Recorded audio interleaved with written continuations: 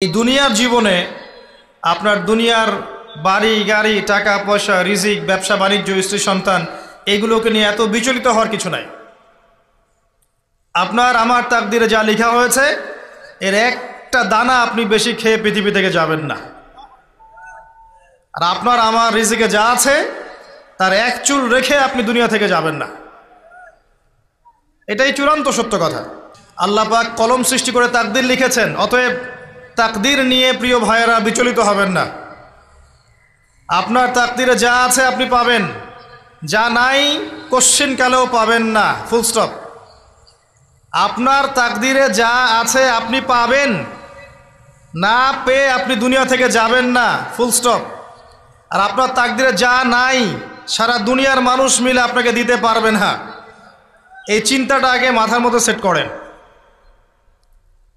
এই চিন্তা যার মধ্যে ইনস্টল করা আছে সে আত্মহত্যা করে না কখনো, সে হতাশ হয় না কখনো, সে ভয় পায় না, আল্লাহর পরে চলতে গিয়ে পিছু পা হয় না, সে জালেমের সামনে মাথা নত করে না।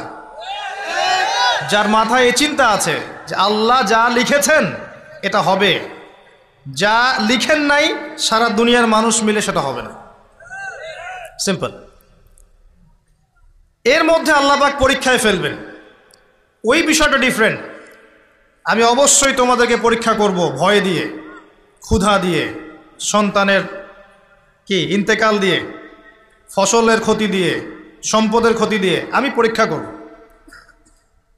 কিন্তু যারা সবর করবে এবং যারা এই কনসেপ্ট রাখবে ইন্না লিল্লাহি ওয়া ইন্না ইলাইহি রাজিউন, এদেরকে আল্লাহ পাক প্রশংসা করেছেন, ইনশাআল্লাহ এরা সফল হবে। আল্লাহ পাক তাকদির লিখে ফেলেছেন, তাকদির নিয়ে টেনশন করবেন না, রিজিক নিয়ে টেনশন করবেন না। এখনকার যুব সমাজের সবচেয়ে বড় টেনশন রিজিক। একটা জব, একটা ভালো জব, একটা ভালো ব্যবসা, সে সিকিউরড লাইফ চাচ্ছে। রিজিক নিয়ে চিন্তা করবেন না। আপনার কাছে যে রিজিক আছে এটা আপনার কাছে আসবেই ইনশাআল্লাহ। হয়তো সময় লাগছে কিন্তু আপনার কাছে আসবে ইনশাআল্লাহ তাআলা। আপনি হালালের উপর থাকবেন, ন্যায়ের উপর থাকবেন, আপনি অন্যায় পথে রিজিক সার্চ করবেন না। আপনার তাকদিরে যে রিজিক আছে আপনার কাছে আসবে ইনশাআল্লাহ। এবার আসেন, আল্লাহ পাক এরপরে সৃষ্টি করেছেন মহাবিশ্ব। এই পুরো মহাবিশ্ব তাকদির লিখার পরে মহাবিশ্ব কয় দিনে? ফি সিত্তাতি আইয়াম, 6 দিনে। মাত্র 6 দিনে আল্লাহ পাক পুরো মহাবিশ্ব সৃষ্টি করেছেন।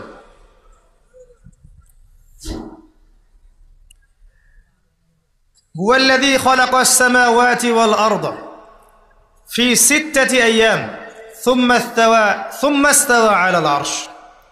সূরা হাদীদের মধ্যে এটা আছে। তিনি সেই আল্লাহ যিনি এই মহাবিশ্ব সৃষ্টি করেছেন 6 দিনে, এরপরে আরশের উপর সমাসীন হয়েছেন। আল্লাহ পাক এর একদিন আমাদের একদিনের মতো নয়, বরং কিয়ামতের মাঠে যেদিন আমরা দাঁড়িয়ে থাকব এই দিনটা হবে আল্লাহর হিসেবে 50,000 বছরের সমান। মানুষ অস্থির হয়ে থাকবে, বিচার শুরু হচ্ছে না কেন। অপেক্ষা করা কাজটা খুব যন্ত্রণাদায়ক, তাই না? কারো জন্য